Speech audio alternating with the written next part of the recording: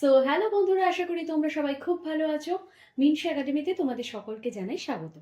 আমি শিপ্রা তোমাদের আজকে ইতিহাস পড়াতে চলেছি। ইতিহাস শুনেই প্রথমে যেটা মাথায় আসে যে ভালো নয়, পছন্দ নয় সাবজেক্টটা। বাট কি করা যাবে, পড়তে তো তোমাকে হবেই।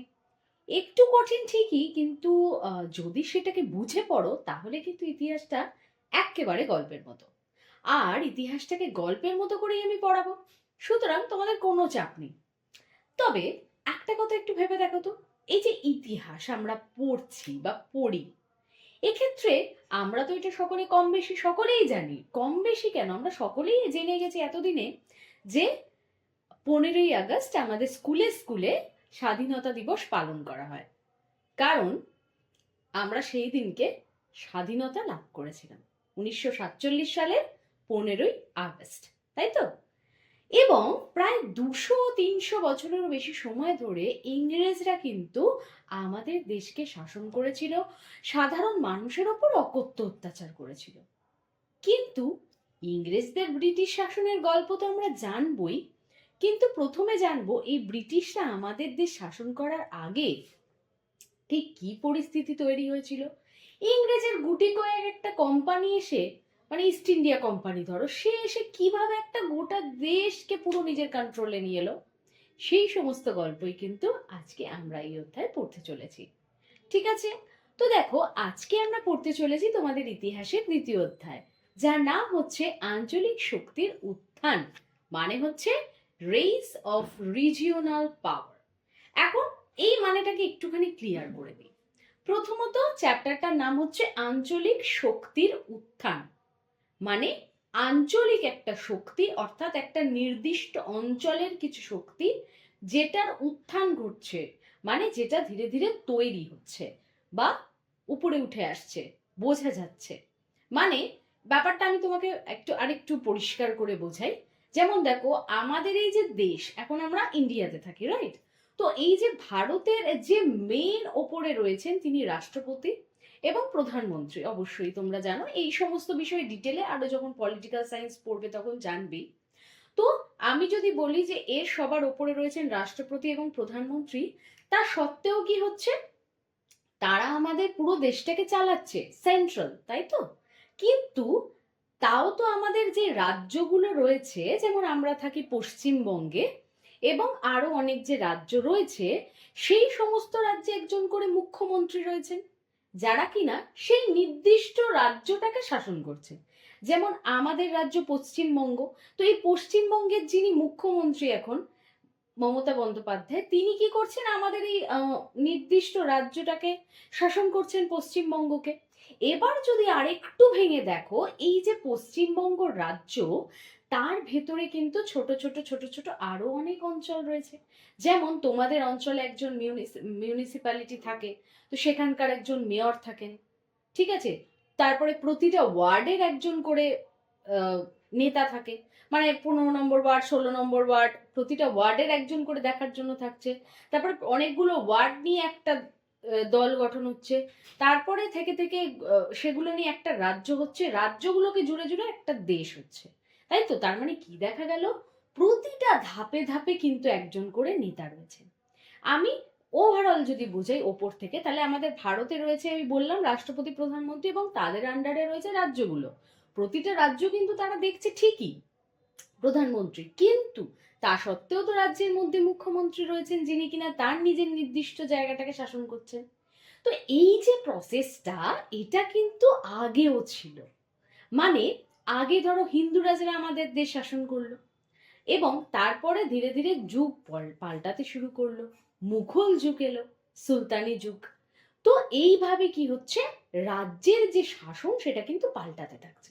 সেই যে চেঞ্জের গল্প, মানে কিভাবে এই হিন্দু রাজাদের থেকে মুঘল যুগ শুরু হলো, এবং মুঘলদের হাত থেকে কিভাবে এই ব্রিটিশ ইস্ট ইন্ডিয়া কোম্পানি বা ইংরেজরা তাদের শাসনটা নিজেদের হাতের মুঠোয় নিয়ে নিল, সেই গল্পই আজকে আমরা জানবো।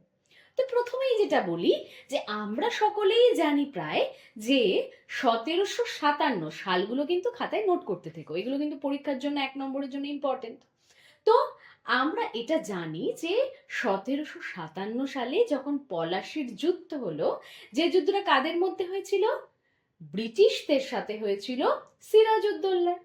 তো এই যে সিরাজউদ্দৌলার সাথে ব্রিটিশদের একটা তুমুল যুদ্ধ বাঁধলো, সেই সময় কিন্তু তারা হেরে গেল, মানে সিরাজউদ্দৌলা হেরে গেলেন। সেও এক অনেক বড় কাহিনী, যদিও সেটা আমি এই মুহূর্তে তো বলতে পারছি না, তবে হ্যাঁ বলে দিতে থাকবো। এই যে সিরাজউদ্দৌলা, যিনি কিনা বাংলার শেষ স্বাধীন নবাব ছিলেন, এখন তিনি ব্রিটিশদের সাথে যুদ্ধ করলেন। ব্রিটিশরা তো আমাদের ভারত দখল করবে বলে উঠে পড়ে লেগেছে, যে এই ভারতটা আমাদের দেশ, চাই, আমাদের শাসনে রাখতে হবে এদেরকে, তার জন্য তো রাজাকে হারাতে হবে। মুঘল সম্রাট, মানে বাংলা বাংলা আমাদের বাংলাটা প্রথমে নিয়েছিল, তো বাংলার যে শেষ স্বাধীন নবাব ছিল সিরাজদৌল্লা, তার সাথে তুমুল যুদ্ধ, যেটাকে আমরা বলেছিলাম পলাশির যুদ্ধ, দ্য ব্যাটল অফ পলাশি। এবং সেখানে যখন সিরাজউদ্দৌলা হেরে গেল, সেই সময় ইংরেজরা কি হলো, আমাদের এই ভারতীয় উপমহাদেশে তাদের নিজেদের আধিপত্য প্রতিষ্ঠা করতে শুরু করলো। মানে ধীরে ধীরে ধীরে ধীরে তারা কিন্তু শাসনটাকে নিজেদের হাতে নিতে শুরু করলো। এখন আমি তোমাদের একটা কথা বলি, এই যে আমরা বলি ব্রিটিশরা আমাদের দেশ শাসন করতে এসেছিল, প্রথমে কি তারা শাসন করতে এসেছিল আমাদের দেশ? না, প্রথমেই কিন্তু তারা এসে হুট করে আমাদের দেশ শাসন করতে মোটেই শুরু করে দেয়নি। তারা প্রথমে এলো নিজেদের দেশে তৈরি করা যে জিনিসগুলো, জামা কাপড় এবং আরো অন্যান্য সামগ্রী, সেগুলো বিক্রি করবে বলে। ঠিক আছে, এবার যখন তারা বিক্রি করবে বলে এলো আমাদের ভারতে, তো তখন বেশ চলছিল। সেই সময় একটা কোম্পানি, যার নাম হচ্ছে কিনা ব্রিটিশ ইস্ট ইন্ডিয়া কোম্পানি, এই যে পলাশির যুদ্ধ হলো এবং তারপরে পলাশির যুদ্ধের পরে ব্রিটিশরা কি করলো, শাসনভার গ্রহণ করলো। সেই সময় কিন্তু এই যে শাসনটা ভারতের, সেটা নিয়েছিল একটা কোম্পানি, যার নাম কি বললাম, ব্রিটিশ ইস্ট ইন্ডিয়া কোম্পানি। বোঝা গেছে? সেই সময় কিন্তু শাসনভার সরাসরি ইংল্যান্ডের যে রাজা বা রানী তার হাতে কিন্তু ছিল না, নিয়েছিল কেবলমাত্র ব্রিটিশ থেকে আসা বা ব্রিটেন থেকে আসা একটা কোম্পানি, যার নাম ব্রিটিশ ইস্ট ইন্ডিয়া কোম্পানি। তো এবার আমরা চলে যাই একটু পুরোনো দিনের কথায়, মানে যদি আমি 50 বছর আগে চলে যাই, তাহলে একটু হিসাব করে দেখো তো। 1757 সালে হলো পলাশির যুদ্ধ। 1757 থেকে যদি আমরা 50 বছর বাদ দিয়ে দিই, তাহলে আমরা কত সাল পাচ্ছি? তাহলে আমরা পাচ্ছি কিন্তু 1707 খ্রিস্টাব্দ। তো এই 1707 খ্রিস্টাব্দে কি হয়েছিল, ঔরঙ্গজেব, যিনি কিনা একজন মুঘল সম্রাট ছিলেন, অর্থাৎ সেই সময় মুঘলদের রাজ, ঠিক আছে, তো মুঘল সম্রাট সেই সময় ছিলেন ঔরঙ্গজেব। তিনি সেই সময় মারা গিয়েছিলেন, মানে পলাশির যুদ্ধের ঠিক 50 বছর আগে ঔরঙ্গজেব 1707 খ্রিস্টাব্দে মারা গিয়েছিলেন। এখন তিনি মারা যাওয়ার পর কি হলো, এই যে 1707-এ তিনি মারা গেলেন, আর 1707-এ ইংরেজরা আমাদের দেশ দখল করছে, ব্রিটিশ ইস্ট ইন্ডিয়া কোম্পানি। তো এই যে 50 বছরের একটা জার্নি, সেখানে কি হলো, ধীরে ধীরে ধীরে ধীরে মুঘল সাম্রাজ্যটা কিন্তু ভেঙে পড়তে শুরু করেছিল। এবার একটা মানুষ, মানে ঔরঙ্গজেব, যিনি মুঘল সম্রাট ছিলেন, তিনি মারা যেতেই একটা এত বড় সাম্রাজ্য, মুঘল সাম্রাজ্য এক নিমিষে ভেঙে গেল। এতটাই সহজ, মানে একটা মানুষের উপর তোরই একটা গোটা সাম্রাজ্য নির্ভর করে, সেখানে তো অনেক কিছু থাকে, আরো অনেক লোকজন থাকেন। তো সেই সময়ে এই যে ঔরঙ্গজেব মারা যাওয়ার পরে মুঘল সাম্রাজ্য একেবারে ভেঙে পড়ছে, তার কিন্তু আবার নানা রকম কারণ ছিল। কিরকম কারণ? দেখো, সম্রাট ঔরঙ্গজেব যখন শাসন করছেন, তার শাসনকাল যখন প্রায় শেষের দিকে, তার বয়স হয়ে যাচ্ছে শেষের দিকে, সেই সময় তার যে কাঠামোটা, অর্থাৎ একটা দেশ চালাতে গেলে তো একটা প্রপার রুল মানতে হয়। আমরা কি করি, আমাদের দেশে যদি কাউকে আমাকে সরকার নির্বাচন করতে হয়, 18 বছর বয়স হয়ে গেলে আমরা ভোট দিতে যাই। তোমরা নিশ্চয়ই অনেকে আছো যারা এখনো বা ছোটবেলায় বাবা মায়ের সাথে হাত ধরে ভোট দিতে গেছো, ভোট হয়তো দাওনি কিন্তু গেছো তাদের সাথে। তো এই যে আমরা এখন কি করি, নিজেদের পছন্দ মতো ভোট দিয়ে নিজেদের পছন্দ মতো সরকারকে বেছে নিতে পারি। কিন্তু অত বছর আগে তখন তো আর এসব ছিল না। যখন রাজারা ছিল আমাদের দেশে, তখন তো আর ভোট দিয়ে কেউ রাজা নির্বাচন করতো না। তখন কি হতো, যুদ্ধ হতো, রাজায় রাজায় যুদ্ধ হতো, আর যে রাজা জিতে যেত অপরজন সেই জায়গাটা দখল করে নিত, যে আমি জিতেছি, এই জায়গাটা আমার। এই করে করে তারা কিন্তু অনেক সাম্রাজ্য বিস্তার করেছে। এরকম অনেক রাজা রয়েছেন যারা কিন্তু সাম্রাজ্য বিস্তার করেছেন, কেউ নিজের অঞ্চল নিয়ে খুশি ছিল না। তোমাকে দেওয়া হলো একটা চকলেট, তোমার না আমার আর একটা চকলেট চাই, তো কি করলে, তুমি ভাইয়ের সাথে মারপিট করে ভাইয়ের থেকে চকলেটটা কেড়ে খেয়ে নিলে। এই কেসটাই তাই। তারপরে তোমার একটা চকলেট ছিল, ভাইয়ের সাথে মারপিট করলে নিয়ে নিলে দুটো চকলেট হয়ে গেল, যদি এসব করতে যাও না কিন্তু। সেই রকমই কি হতো, রাজারা সেই সময় নিজেদের দেশ তো, নিজেদের অঞ্চল তো শাসন করছেই, তার সাথে সাথে কি করতো, পাশের দেশের সাথে, পাশের রাজ্যের সাথে লড়াই করে ফেললো। যদি জিতে যায় ব্যাস, অমনি ওই রাজ্যটা নিজেদের দখলে করে নিত। তো এইভাবেই হিন্দু রাজাদের হাত থেকে ধীরে ধীরে মুঘলরাও আমাদের শাসন কেড়ে নিয়েছিল। এবার কথা হচ্ছে, সময় সবার একরকম যায় না। এখন ধীরে ধীরে কি দেখা যাচ্ছে, যে মুঘল সাম্রাজ্যও কিন্তু ভেঙে যেতে শুরু করেছে। এখন আমি এর কারণটা বলি। কারণটা হচ্ছে যে ঔরঙ্গজেব একজন দারুণ শাসক ছিলেন। তিনি মারা যাওয়ার পর এমন কোনো উত্তরাধিকারী ভালো ছিল না, অর্থাৎ তার ছেলে বা কেউ, যে কিনা একটা গোটা সাম্রাজ্যকে ভালোভাবে চালাতে পারে। এরকম কোনো উত্তরাধিকারী তার কিন্তু ছিল না, ঠিক আছে। এবং বেশিরভাগ যারাই বা ছিল তারাও ছিল অযোগ্য। তো ধীরে ধীরে তার এফেক্টটা তো পড়বে। মানে ধরো, ধরো তোমার দাদুর একটা ভালো ব্যবসা, দারুণ ব্যবসা, খুব চলে। তারপরে কি হলো, তার ছেলে অর্থাৎ তোমার বাবা, তিনি ওই ব্যবসাটা সামলালেন, তিনিও মোটামুটি ভালো চালালেন। কিন্তু যে তোমার হাতে এলো, দেখা গেল যে তুমি ঠিক মতো চালাতে পারলে না ব্যবসাটা, ব্যবসাটা আলটিমেটলি বন্ধ হয়ে গেল। তাহলে যদি দেখা যাচ্ছে যে একটা ভালো যদি উত্তরাধিকারী না পাওয়া যায়, তাহলে রাজাদেরও সেই অবস্থা।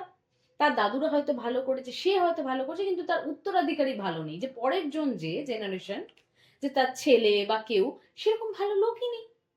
তো মুঘল সাম্রাজ্যে ঔরঙ্গজেব মারা যাওয়ার পরও তাই হলো। এমন কোনো ভালো উত্তরাধিকারী নেই যার হাতে শাসন দেওয়া যায়, যে কিনা ভালো করে মুঘল সাম্রাজ্যটাকে বাঁচিয়ে তুলবে। তো অবভিয়াসলি ধীরে ধীরে ধীরে ধীরে এই জিনিসটা কিন্তু ব্রেক হতে শুরু করলো, এই জিনিসটা ভাঙতে শুরু করেছিল। এবং দেখো, আরেকটা মেন জিনিস যেটা আমাদের মাথায় রাখতে হবে, যে যে কোনো দেশ চালাতে গেলে আমাদের প্রথমে যেটা শক্তিশালী হতে হয় সেটা হচ্ছে সামরিক শক্তি। এখন সামরিক শক্তি মানে কি? সামরিক শক্তি মানে হচ্ছে মিলিটারি পাওয়ার। সেটা হতে পারে আর্মি, সেটা হতে পারে তোমার জলপথে, সেটা হতে পারে নেভিতে। যে কোনো ক্ষেত্রে সামরিক শক্তি মানে আর্মি, ফুল ফোর্স। ধরো আমি তোমাকে বলছি, আমরা থাকি ইন্ডিয়াতে, হতে পারে আমাদের সাথে পাকিস্তানের কোনো যুদ্ধ লাগলো, লেগেছে তো, আগেও তো কার্গিলের যুদ্ধ হয়েছে, হতে পারে ভবিষ্যতে লাগলো আরো, হতে পারে চীনের সাথে কোনো যুদ্ধ লাগলো বা অন্য যে কোনো দেশের সাথে। সেক্ষেত্রে কি হবে, আমাদের যদি মিলিটারি ফোর্স পাওয়ারফুল হয়, আমাদের মিলিটারি ফোর্সের সাথে সাথে যদি সেটা আরো স্ট্রং হয়, বা ধরো আমাদের কোনো অঞ্চলে ঝামেলা লেগে গেছে, লোকেদের মধ্যে মার কাটাকাটি হচ্ছে, তো সেই সময় কি হয়, যদি আমাদের পুলিশ বাহিনী সতর্ক হয় এবং স্ট্রং হয়, তাহলে সেই ঝামেলাটাকে মিটিয়ে নিতে পারবে। এই যে যদি পাকিস্তানের সাথে বা অন্যান্য দেশের সাথে যুদ্ধ লাগে আমাদের, তাহলে কি করবে, আমাদের আর্মি যদি স্ট্রং হয়, তাহলে আমরা কি করব, বেঁচে যাব। কিন্তু যদি আমাদের আর্মি দুর্বল হয় কোনোভাবে, তাহলে কি হবে, আমরা হেরে যাব। তাহলে তেমনি দেশ চালাতে গেলে প্রথম যেটা দরকার সেটা হচ্ছে আমার সামরিক শক্তি, আমার দল বল, আমার আর্মি ফোর্স একদম পাওয়ারফুল হবে, যেই যখনই আঘাত করুক না কেন সেটা যেন তারা দমন করতে পারে। কিন্তু মুঘল সাম্রাজ্য যখন চলছে ধীরে ধীরে, ঔরঙ্গজেব বা তার পরবর্তী সময়ে কি হচ্ছে, তাদের যে সামরিক যে শক্তি বা মিলিটারি যে পাওয়ার, সেটাই গেল দুর্বল। এখন যদি তাদের মিলিটারি পাওয়ার দুর্বল হয়, তাহলে কি হবে, অন্যান্য রাজ্য যদি তার উপর হঠাৎ করে হামলা করে দেয়, সে কি সামলাতে পারবে? পারবে না। তার ফলে কি হবে, তাকে হেরে যেতে হবে এবং তাকে তার অঞ্চল চলে যাবে, বা সে আরো দুর্বল হয়ে পড়বে। ঠিক এই ব্যাপারটাই হয়েছিল মুঘল সাম্রাজ্যের সাথে। কিরকম, যে মুঘল সাম্রাজ্যের সময় কি হয়েছিল, তারা আর পেরে উঠছিল না। মানে আশেপাশে অঞ্চলের যে রাজারা রয়েছিল, তারা কেবলই একের পর এক অ্যাটাক করে যাচ্ছে। এখন যখন একের পর এক অ্যাটাক করে যাচ্ছে, তারা ধীরে ধীরে কি হচ্ছে, নিজেদের যে ক্ষমতা, পাওয়ার, সেটাই হারিয়ে ফেলছে। তার ফলে কি হচ্ছে, ধীরে ধীরে মুঘল সাম্রাজ্য কিন্তু দুর্বল হয়ে যাচ্ছে, তারা বারবার হেরে যাচ্ছে। কোনো একটা ধরো জিনিস খারাপ হয়ে গেছে, তুমি তাকে বারবার বারবার আরো খোঁচাচ্ছ। তোমার একটা ধরো, আমি বলছি তোমার একটা একটা জামার একটা অংশ ছিঁড়ে গেছে, তুমি সেটাকে সেলাই না করে একের পর এক খোঁচা দিয়ে যাচ্ছ। জামাটা টিকবে? জামাটা তো খারাপই হয়ে যাবে আরো। ঠিক তাই হচ্ছে মুঘল সম্রাট। এবার কি হচ্ছে, একের পর এক লোক এসে খালি আঘাত করে যাচ্ছে, যুদ্ধ করতে আসছে। তার ফলে কি হচ্ছে, ধীরে ধীরে ধীরে ধীরে তাদের পাওয়ারটা কিন্তু কমতে থাকছে মুঘল সাম্রাজ্যের, এবং তারা কিন্তু দুর্বল হয়ে যাচ্ছে। আর এই দুর্বলতার সুযোগ কিন্তু সকলেই নেয়। এই দুর্বলতার সুযোগ নিয়ে ধীরে ধীরে আরো তারা তাদের দুর্বল করার জন্য এবং তাদের সামরিক শক্তি যাতে একেবারে ভেঙে পড়ে সেই জন্য সবাই চেষ্টা করছে। মানে আমি ধরো জানি যে ওই রাজা এই মুহূর্তে খুব দুর্বল, কারণ জাস্ট একটা অ্যাটাক থেকে বেরিয়েছে, এখন ওদের সবাই বিধ্বস্ত, খুবই অবস্থা খারাপ। আমি এই সুযোগে গিয়ে আরো একটা অ্যাটাক করে দিলাম, হয়তো আমি জিতে গেলাম, সেই রাজার সাম্রাজ্য চলে গেল। তার ফলে কি হচ্ছে, এই যে মুঘল সাম্রাজ্যের উপর যখন একটার পর একটা লোক আঘাত করে যাচ্ছে, সেই সময় তাদের সামরিক শক্তি দুর্বল হয়ে যাচ্ছে, তারা নিজেরা দুর্বল হয়ে পড়ছে।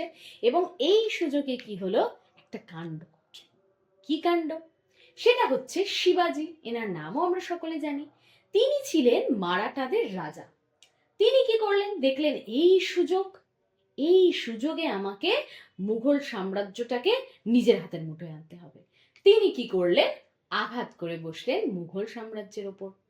শুধু কিন্তু তিনিই নন, এর পাশাপাশি নাদির শাহের নাম আমরা জানি। তিনি কিন্তু ভীষণই বাজে লোক ছিলেন। তার শুধু মেন্টালিটি ছিল যে আমি কোনো রাজ্য যদি জয় করি, তার কাছ থেকে যা ধন সম্পদ আছে সমস্ত কিছু লুট করে নিয়ে পালাবো। এবং তার মেন্টালিটি এটা ছিল যে সমস্ত সম্পত্তি তিনি লুট করে নেবেন। এবং তোমরা নিশ্চয়ই কোহিনূরের নাম শুনেছো, কোহিনূর হীরা। সেই কোহিনূর হীরাও কিন্তু নাকি ইনি চুরি করে নিয়ে গেছিলেন, কারণ এনার মেন্টালিটি ছিল যে আমি যদি জিতি আমি সব লুট করে নিয়ে পালাবো। তো অবভিয়াসলি তিনি তাই করেছেন। তো সাম্রাজ্য জয় করে ধীরে ধীরে দেখা গেল যে সবাই সাম্রাজ্য জয় করার জন্য বা মুঘল সম্রাটকে হারানোর জন্য একের পর এক আঘাত করছেন। এখন এই যে মুঘল সাম্রাজ্য, এটার মেন পয়েন্ট ছিল দিল্লি। দিল্লিতেই ছিল মুঘল সম্রাটের মেন যে কেন্দ্র। সেখানে কি হচ্ছে, একের পর এক অ্যাটাক হচ্ছে, যার ফলে দিল্লি কিন্তু ধীরে ধীরে ভেঙে পড়ছে, দিল্লির শাসন ব্যবস্থা ভেঙে পড়ছে। এছাড়াও সেই সময় কিন্তু এই মুঘলরা এমন কিছু নিয়ম রেখেছিল বা ব্যবস্থা রেখেছিল, যেখানে মানুষ কিন্তু ভীষণ স্বার্থপর হয়ে যাচ্ছিল, এবং তার ফলে তাদের সাম্রাজ্য আরো বেশি দুর্বল হয়ে যাচ্ছিল। কি সেই ব্যবস্থা, চলো এক এক করে বুঝে নিই। প্রথম ব্যবস্থা হচ্ছে জায়গিরদার ব্যবস্থা। প্রথমেই এই জায়গিরদার এই ব্যবস্থাটা কি সেটা আগে আমরা জেনে নিই। যেমন জায়গি, এই কথাটার অর্থ হচ্ছে প্লেস বা জমি, আর দার কথার অর্থ হচ্ছে কিন্তু সরকার। মানে এক কথায় যদি আমি বলি তাহলে হচ্ছে জায়গিরদার ব্যবস্থা মানে হচ্ছে যে জমির সরকারের ব্যবস্থা। এটা কিরকম, চল বুঝে নি। এই সময় দেখো, আমরা এখন ট্যাক্স দিই, জমির ট্যাক্স দিচ্ছি, বা অন্যান্য আরো অনেক ট্যাক্স থাকে যেগুলো আমরা কিন্তু দিয়ে থাকি, এবং বড় লোক যারা রয়েছেন তারাও কিন্তু প্রচুর ট্যাক্স দেয়। সেক্ষেত্রে কি হচ্ছে, এই যে মুঘল সম্রাট, তাদের কাছে প্রচুর টাকা, এখন এই টাকাটা ওরা পাচ্ছে কোথায়? আসলে তারা কিন্তু সাধারণ মানুষের থেকেই নিচ্ছে। যেমন সরকার আমাদের থেকে ট্যাক্স নেয়, এখন তো জিএসটি বসে গেছে, আমরা একটা ওষুধ কিনতে গেলেও জিএসটি দিয়ে, বা একটা ক্রিম কিনতে গেলেও জিএসটি দিচ্ছি, শপিং করতে গেলে জিএসটি দিচ্ছি, তাই না? জিএসটি মানে ট্যাক্স দিচ্ছি আমরা সরকারকে, ঠিক আছে? রেস্টুরেন্টে খেতে গেলেও কিন্তু এখন জিএসটি লাগে, সেটা নিশ্চয়ই তোমরা জানো। ঠিক এই মুঘল সম্রাট যারা নিজেদের প্রচুর ধন সম্পত্তি বানাচ্ছে, কি করে বানাচ্ছে? কারণ তারা কিন্তু সাধারণ মানুষের থেকে এই জিএসটি, যেটা এখন সরকার নেয়, সেই একটা ট্যাক্স নিত। সেই সময় কিছু ব্যবস্থা ছিল, সেখান থেকে তারা ট্যাক্সগুলো সাধারণ মানুষের থেকে কালেক্ট করত। এখন দেখো ভেবে একটু, মুঘল সম্রাট কি রাস্তায় নেমে ট্যাক্স চাইতে যাবে, ভাই আমাকে ট্যাক্স দে? অবশ্যই না। তার জন্য কি হয়, যে তিনি একজন করে লোক নির্বাচন করলেন, যে এই অঞ্চলে তুমি, ওই অঞ্চলে তুমি, সেখানকার যত কৃষক রয়েছে তাদের থেকে সময় মতো ট্যাক্সটা কালেক্ট করে আমাকে দেবে, তার বদলে তোমাকে আমি কিছুটা ক্ষমতা দেব। এই যে পুরো টোটাল ব্যবস্থা, এটাকে বলছে জায়গির ব্যবস্থা। কারণ জমির সরকার, চলো ব্যাপারটা আমি একটু ক্লিয়ার করে দিই। যেমন ধরো সেই সময় যে কৃষক যারা কিনা জমিতে খাটতো, তাদের থেকে ট্যাক্স কালেক্ট করার জন্য মুঘল সরকার একজনকে রাখতেন, ঠিক আছে? এবং তারা গিয়ে কি করতো, প্রতিটা জমির ট্যাক্স কালেক্ট করতো।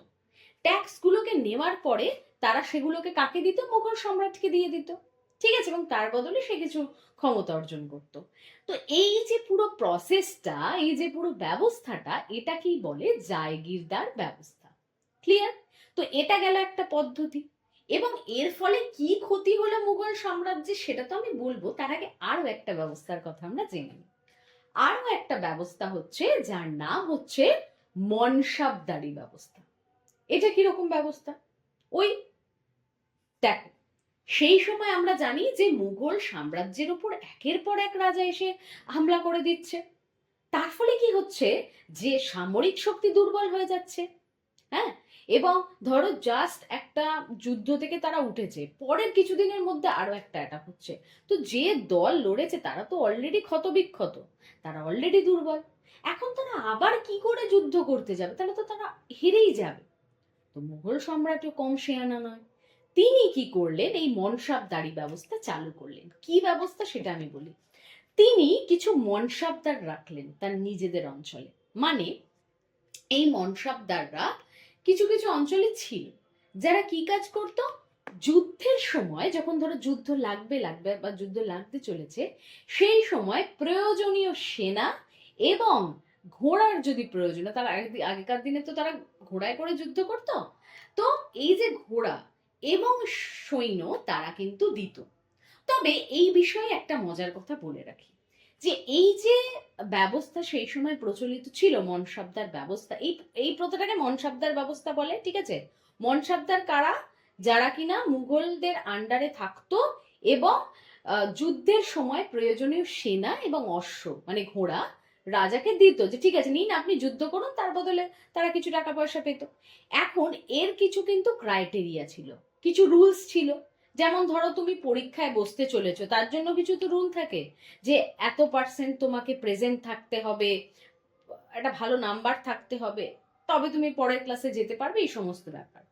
ঠিক সেই সময় কিছু ব্যবস্থা ছিল এই মনসাবদারদের জন্য। এই মনসাবদাররা কিন্তু বংশানুক্রমিক ছিল না। মানে আজকে আমার বাবা মনসাবদার বলে পরের জেনারেশনে আমি মনসাবদার হব, তারপর আমার ছেলে মনসাবদার হবে, এই যে বংশানুক্রমিক প্রথা সেই সময় ছিল না। সেই সময় যে ভালো মনসাবদার, যে সঠিক সময় সঠিক জিনিসটা, ভালো সেনা ভালো অশ্ব দিতে পারবে, তাকেই রাজারা রাখতো। যদি সে ভালো কাজ না করে, যেমন কি হয়, ধরো অনেক অফিসে যদি কোনো ভালো এমপ্লয় না থাকে, সে যদি ঠিকঠাক কাজ না করে, তাহলে কি হবে, তারা যদি বসে বসে সময় কাটাচ্ছে, তাহলে কি কোনো বস তাদেরকে রাখবে? রাখবে না, বের করে দেবে। ঠিক মুঘল সম্রাটরাও তাই করতো। এই যে মনসাবদারদের তারা রাখতো তো ঠিকই, এবং প্রয়োজনের সময় তারা টাকা পয়সা দিত, তারা সবকিছু পেত, সেনা এবং ঘোড়া তাদের থেকে, ঠিকই। কিন্তু তারা প্রয়োজন মতো এদেরকে হাঁটিয়েও দিতে পারতো, বলতে না তোর দ্বারা হচ্ছে না, তুই ঠিক মতো কাজ করতে পারছিস না, মনসাবদার হাট, সরিয়ে দিত। বংশানুক্রমিক ছিল না, যখন তখন হাঁটিয়ে দিতে পারতো, ঠিক আছে? তারপরে কি দেখা গেল, এই যে মনসাবদারি প্রথা বা এই যে জায়গিরদার প্রথা, যে দুটো আমি তোমাকে বোঝালাম, সেখানে কি হচ্ছে, একটা গরমিল দেখা গেল। দেখ ধরো কোনো অফিসে হিসাবে যদি একটা প্রচন্ড কয়েক লক্ষ টাকার গরমিল থাকে, তাহলে কি কোম্পানি চলবে? তো কোম্পানির ওপর কি প্রভাব পড়বে? একটা খারাপ প্রভাবই পড়বে। ধরো একটা কোম্পানি কোটি কোটি টাকার ডিল করে, ঠিক আছে? এবার ধরো হট করে ধরা পড়লো হিসাব করতে গিয়ে যেখানে লক্ষ লক্ষ টাকা তো মাঝখান থেকে গায়েব আছে, তাহলে তো কোম্পানি ডুবে গেল। তার উপর কি হলো, সব থেকে বড় কথা, নেগেটিভ প্রভাব পড়বে কোম্পানিটার ওপর। ভালো তো হবে না, বরং খারাপ হবে। ঠিক তেমনই ভেবে দেখো, এই যে জায়গিরদার প্রথা বা এই সব মনসাবদারি যে প্রথা ছিল, যেটা মুঘল সম্রাটরা ট্যাক্স গুলো যাতে সঠিক সময় পায় বা যুদ্ধ হলে যাতে সঠিক সময় সেনা অস্ত্র পায় সেই জন্য তারা রাখছে। এখন কি হচ্ছে, যদি এই সবের মধ্যেই গরমিল ধরা পড়ে তাহলে কি ভালো প্রভাব পড়বে? অবভিয়াসলি না। তাহলে কি হচ্ছে, মুঘল সাম্রাজ্যের ওপরে কিন্তু তারা একটা নেগেটিভ প্রভাবই ফেলছে। এখন তোমার মনে প্রশ্ন হতে পারে যে ম্যাম এটা তো ভালো সিস্টেম, মানে আমি যুদ্ধ করতে যাচ্ছি, আমার সেনার দরকার, ঘোড়ার দরকার, আমি কাউকে টাকা দিলাম, সে আমায় দিয়ে দিল, এটা তো ভালো সিস্টেম ম্যাম। আর ওরাও তো টাকা পাচ্ছে, টাকার বদলে তারা সেনা অস্ত্র দিচ্ছে, তাহলে গরমিলটা কিসের? বা এটাও তোমার মনে হতে পারে যে জায়গির যারা, মানে জমি থেকে ট্যাক্স নিয়ে যারা মুঘল সম্রাটকে দিচ্ছে, এটা তো একটা ভালো পদ্ধতি।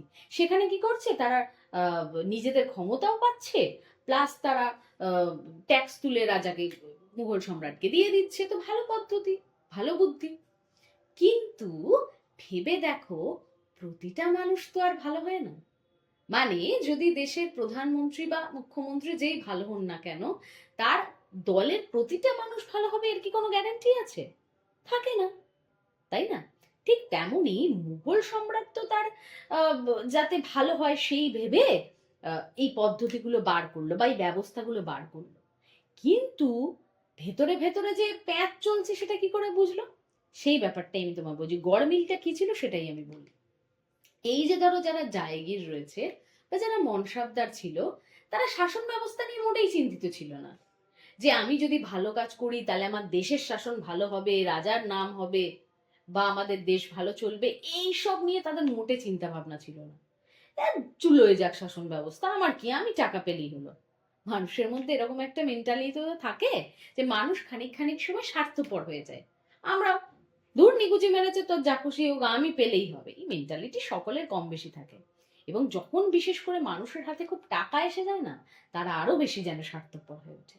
তো মনসাব দ্বারা জায়গিরদের হলো তাই, তারা দেশের শাসন নিয়ে মোটে চিন্তিত নয়, দেশ চুলোয় যাক, আমি টাকা পেলেই হলো। তাই তারা শাসন ব্যবস্থার দিকে তো মোটেই ধ্যান দিত না, বরং তারা কেবলমাত্র নিজেদের লাভ ক্ষতি নিয়ে ভাবতো, যে কি করলে আমি আরো টাকা পাই, কি করলে আরো বেশি সম্মান পাবো, ক্ষমতা পাবো, এই সব নিয়ে ভাবতে ব্যস্ত। আর যখনই কোনো মানুষ শুধুমাত্র নিজেকে নিয়ে ভেবেছে, তার আশপাশ তো ভেঙে যাবেই। অর্থাৎ তাদের চোখে তারা দেখছে যে আমি ক্ষমতা পেলেই হবে, আমি টাকা পেলেই হবে, দেশ আমার চুলোয় যাক। কিন্তু তারা এত বোকা, তারা এটা ভাবলো না যে দেশ যদি চুলোয় যায় তাহলে কে আমায় টাকা দেবে, কে আমার থেকে ঘোড়া নেবে, কে আমার থেকে সেনা নেবে, তার বদলে তো আমার টাকা দিচ্ছে, যদি দেশই চুলোয় যায় তাহলে কিসের টাকা? এই বুদ্ধি তাদের ঘটেছিল না। তারা কেবল স্বার্থপরের মতো নিজেদের কথা ভাবতে শুরু করলো। আর যখনই তারা নিজেদের কথা ভাবতে শুরু করলো, ব্যাস সমস্ত কিছু গন্ডগোল হতে শুরু করলো, সব জায়গায় গরমিল দেখা গেল। এবং এর সব থেকে বেশি প্রভাব পড়েছিল কিন্তু কৃষি ব্যবস্থার উপরে। দেখো, কৃষক তো তারাই না যারা আমাদের পেটে অন্ন জোগাচ্ছে। তারা যদি আজকে খেটে না উৎপাদন করতো, ধরো একটা কৃষক বলল আমি চাষ করব না, যা খুশি করে নেয়, এবার সে যদি চাষই না করে তাহলে কি করে ফসলটা তৈরি হবে, কি করে আমরা খাবো, কি করে মানুষ বাঁচবে? না খেয়ে কি, না খেয়ে কি পারবে? টাকা ফেললেও যদি তুমি দেখো যে তুমি চাল পাচ্ছ না, তাহলে ওই টাকার কি দাম? টাকা খেয়ে কি বেঁচে থাকবো? না তো, টাকার বদলে ফসলটা নিয়ে আমি বেঁচে থাকবো। কিন্তু এই মনসাবদার জায়গাটা যখন শুধুমাত্র নিজেদের কথা ভাবছে এবং কৃষকদের উপর অত্যাচার করে তাদের থেকে সমস্ত ট্যাক্স নিয়ে নিচ্ছে, তাদের ভালো মন্দ কিছু দেখছে না, তার ফলে কি হচ্ছে, যে কৃষক যারা রয়েছে তারা সকলে মিলে নিজের ভালোটা দেখার জন্য তারা বিদ্রোহ করতে শুরু করছে। মেন হচ্ছে মুঘল সম্রাট, তাদের আন্ডারে রয়েছে মনসাবদার জায়গির, আর তাদের নিচে ধরো রয়েছে কৃষক, ঠিক আছে, জায়গিরদারদের নিচে। তো কথাটা জায়গিরদার অব্দি, জায়গিরদার তো শুধু নিজের ভালো দেখছে, তার নিকুচি মেরেছে মুঘল সম্রাটের, তাদের নিকুচি মেরেছে কৃষকদের কি ভালো হলো মন্দ হলো তা দেখার জন্য। কিন্তু একটা কৃষক যখন বিদ্রোহ করতে শুরু করছে, তার এফেক্টটা পাচ্ছে কে?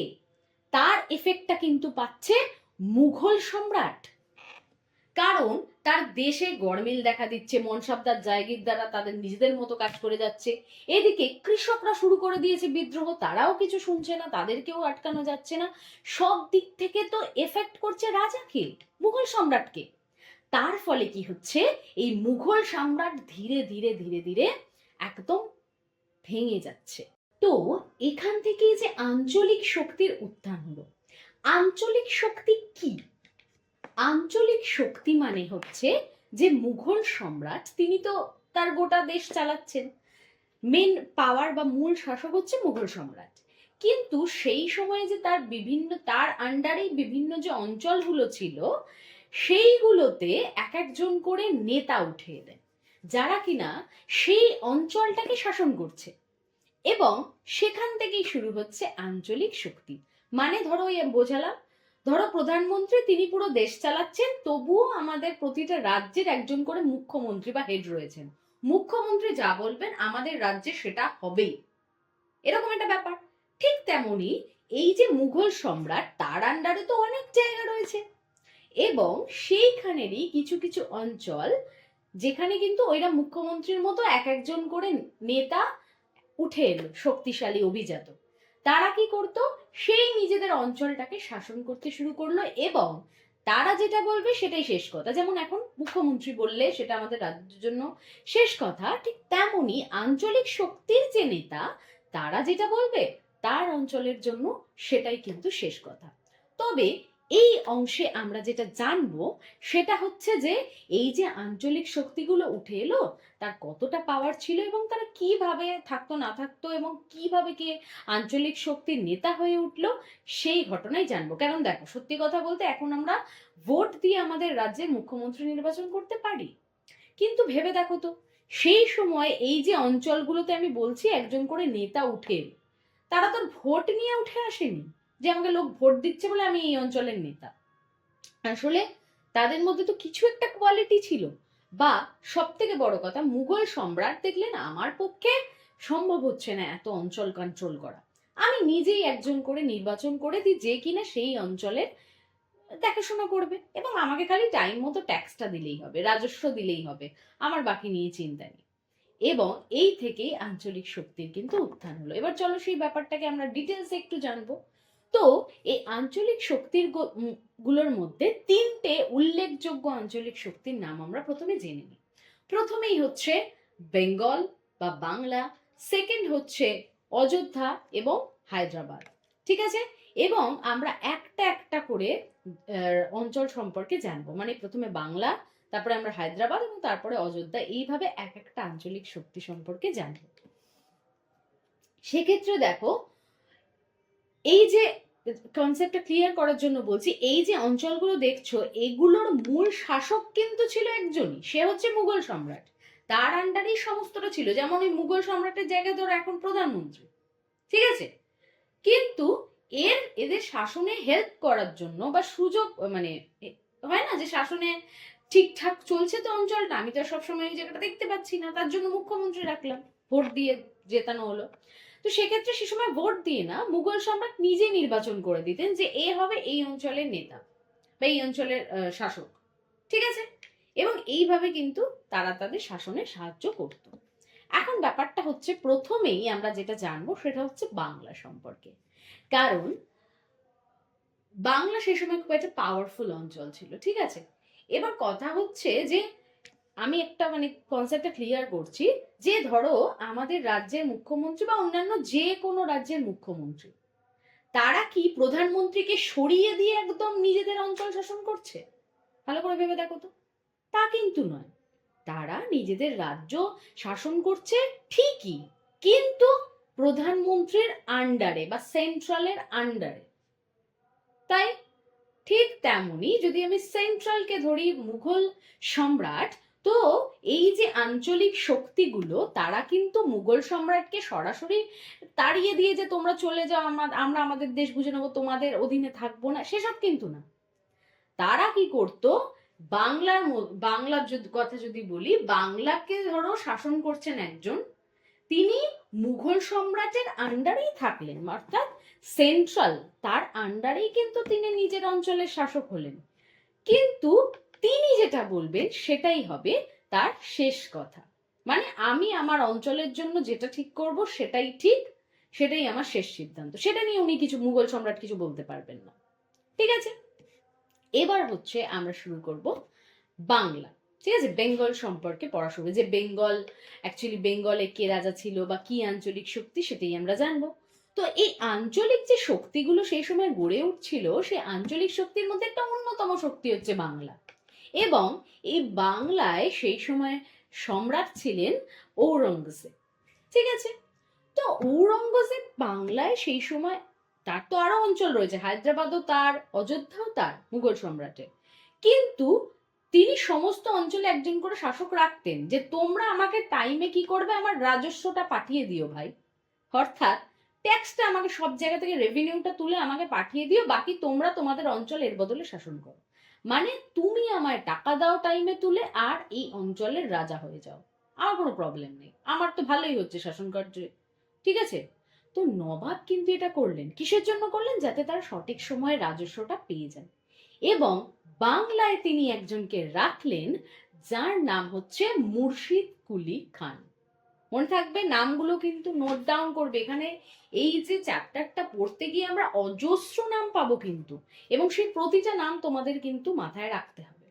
তো বাংলায় দেওয়ান হিসেবে পাঠালেন মুঘল সম্রাট কাকে, মুর্শিদ কুলি খাঁকে। তিনি মুর্শিদ কুলি খাঁকে বললেন, যাও তুমি বাংলার রাজা, তুমি বাংলা শাসন করো, খালি আমাকে টাইম মতো ভাই টাকাটা পাঠিয়ে দিও।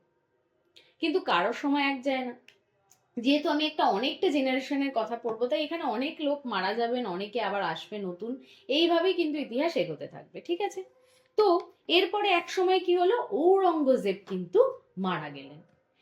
ঠিক আছে, এখন মুঘল সম্রাট মারা গেছে, তো অবভিয়াসলি একজন মুঘল সম্রাট মারা যাওয়ার পর আরো একজন মুঘল সম্রাট তার বদলে রাজা হবেন, সম্রাট হবেন।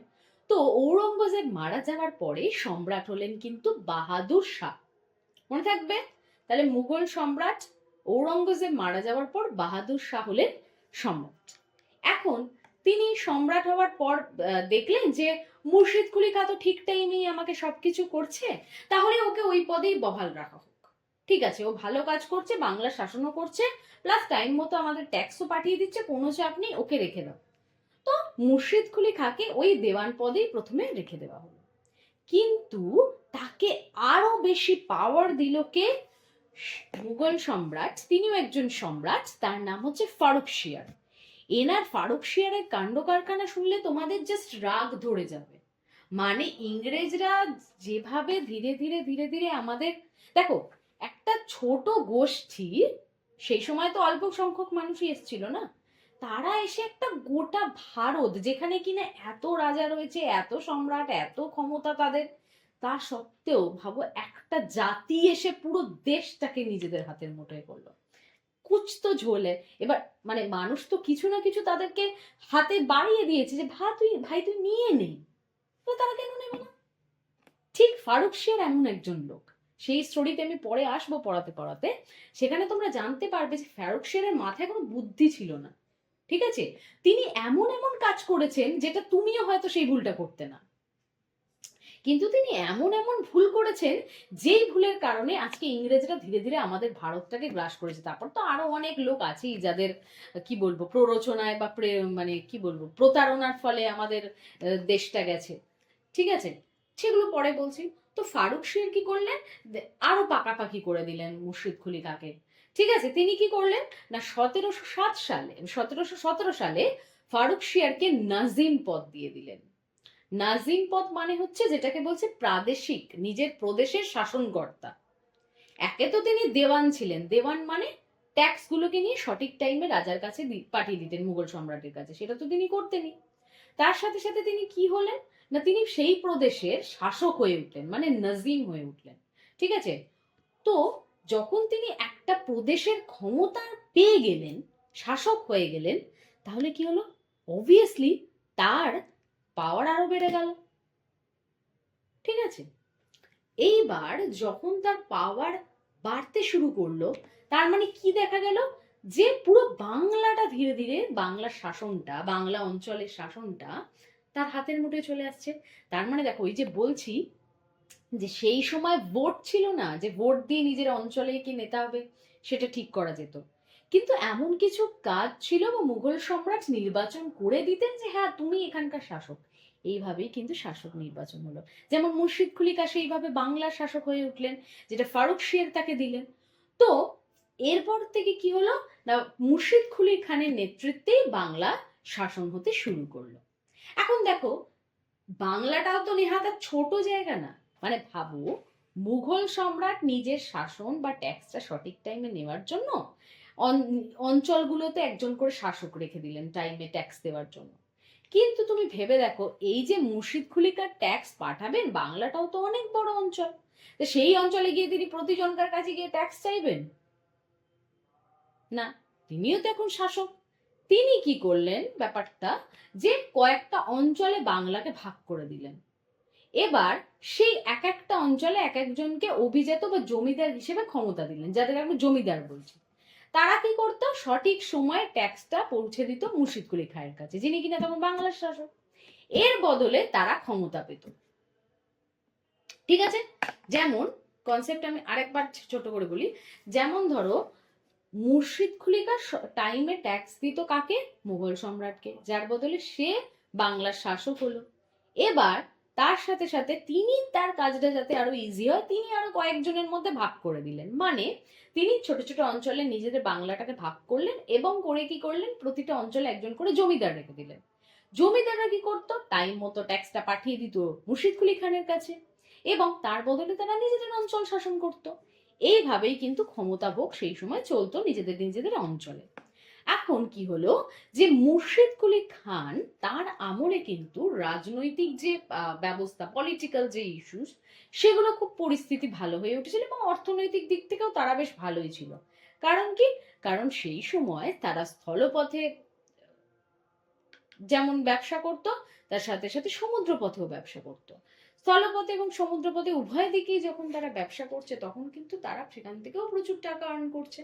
যেমন বিষয়টা ধরো, ধরো এই হচ্ছে আমাদের ওয়ার্ল্ড ম্যাপ, তার সাথে যদি আমি বলি এটা আমাদের ইন্ডিয়া আর এই হচ্ছে আমাদের বাংলা।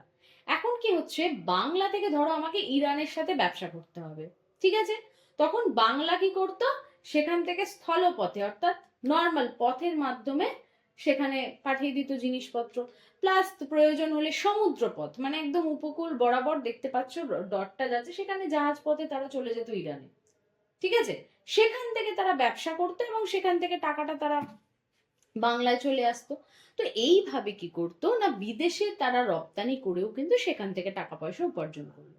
তার মানে এই একটা জিনিস ভাবো, এই যে বাংলা থেকে অন্যান্য জায়গায় বা অন্যান্য রাজ্যে বা রাজ্যের বাইরে যে ব্যবসা বাণিজ্য চলছে, সেটা সমুদ্র পথে হোক বা স্থলপথে হোক না কেন, সেক্ষেত্রে কি হচ্ছে দেখো, এই যে ব্যবসা করছে তারা নিশ্চয়ই, তাদেরকে আমরা কি বলি, ব্যবসায়ী। এবং আমরা সকলেই জানি যে ব্যবসায়ীদের কাছে প্রচুর টাকা পয়সা থাকে। এবং এই যে ধরো টাটা, আম্বানি, এদের কাছে প্রচুর টাকা। ইভেন তোমরা এটাও নিশ্চয়ই দেখেছো, যে যখন তাদের ফ্যামিলির কারোর বিয়ে হচ্ছে বা কোনো অনুষ্ঠান হচ্ছে, বড় বড় সুপারস্টার যাদের মুভি আমরা দেখতে যাই, শাহরুখ খান বলো বা অন্যান্য আরো কারো, অনেকে আছে সবার নাম নিচ্ছি না, আরো অনেকে রয়েছেন, তারা এসে কি করে, তাদের প্রোগ্রামে খেতে দিচ্ছেন, লাইক এ ক্যাটারার সার্ভ করছে। দেখেছো তো এগুলো, এগুলো নিয়ে আমার প্রচুর রিলস রয়েছে ফোনে, তোমরা নিশ্চয়ই ঘাঁটতে ঘাঁটতে কখনো না কখনো দেখেছো। সেক্ষেত্রে দেখো, যে যদি টাকা থাকে তাহলে সুপারস্টার এসে তোমার ফ্যামিলির রিসেপশনে সার্ভ করতে পারে, টাকাটাই সবকিছু। ঠিক তেমনি মুর্শিদ কুলিকা বাংলা শাসন করছে, খুব ভালো কথা, কিন্তু যারা ব্যবসায়ী তাদের কাছে প্রচুর টাকা। আজকে যদি সুপারস্টার বা কারোর একটা টাকার প্রয়োজনে আম্বানির কাছ থেকে নিতে পারবে, মানে কথায় বোঝানোর জন্য বলছি, সেক্ষেত্রে আজকে যদি রাজা মুর্শিদ কুলি খাঁ, সে তো একটা বাংলা শাসক ঠিক আছে, কিন্তু তারও তো টাকার দরকার পড়তে পারে। সেই সময় কার থেকে নেবে, এই বড় বড় ব্যবসায়ীদের কাছ থেকে নেবে। তো সেই সময় কি হতো, তিন ধরনের ব্যবসায়ী বিশেষ ছিল, একটা হচ্ছে হিন্দু ব্যবসায়ী, মুসলিম ব্যবসায়ী এবং আর্মেনীয় ব্যবসায়ী, তারা বেশি সেই সময় পাওয়ারফুল হয়ে উঠেছিল। তো এই হিন্দু ব্যবসায়ীদের মধ্যে একজন হলেন যার নাম হচ্ছে উমিচাঁদ, এবং আর্মেনীয় ব্যবসায়ীদের মধ্যে একজন খুব বিখ্যাত ব্যবসায়ী ছিলেন যার নাম হচ্ছে খোজাওয়াজি। তো এই এরা হচ্ছে কিন্তু ব্যবসায়ী, এদের কাছে কিন্তু প্রচুর টাকা, তারা কিন্তু বাংলা থেকে ব্যবসা করছে, নিজেদের অঞ্চলে বাইরে প্রচুর জায়গায় ব্যবসা করে প্রচুর টাকা করছে। আমি বলে দিলাম দুজন ব্যবসায়ীর নাম। তো এই যে উমিচাঁদ, যিনি কিনা একজন হিন্দু ব্যবসায়ী ছিলেন, তার কাছে তো প্রচুর টাকা। এবার ধরো মুর্শিদ কুলি খাঁ, যিনি কিনা বাংলা শাসন করছেন, তার ধরো প্রয়োজন হলো টাকার। এখন টাকা আমি কার থেকে চাইবো? আমার দেশে আছি, আমার অঞ্চলে যে সব থেকে বড় ব্যবসায়ী, আমি তার থেকে টাকা চাইবো, কারণ তার কাছে আমি টাকা নিতে পারি। তো ঠিক এই রকমই মুর্শিদ কুলি খায়েরও যখন টাকার প্রয়োজন হতো, তখন কি করতেন? এই বড় বড় ব্যবসায়ী উমিচাঁদদের থেকে বা তারা সহায়তা নিতে। মানে ভাবো, একজন বাংলার শাসক, বাংলার রাজা কিনা ব্যবসায়ীদের থেকে টাকা পয়সা নিচ্ছে, তাদের ওপর নির্ভর করে যাচ্ছে কখনো কখনো। সেক্ষেত্রে বোঝা যাচ্ছে কি, একজন ব্যবসায়ীর কিন্তু মূল্য কোনো অংশেই কম নয়, তাই তো?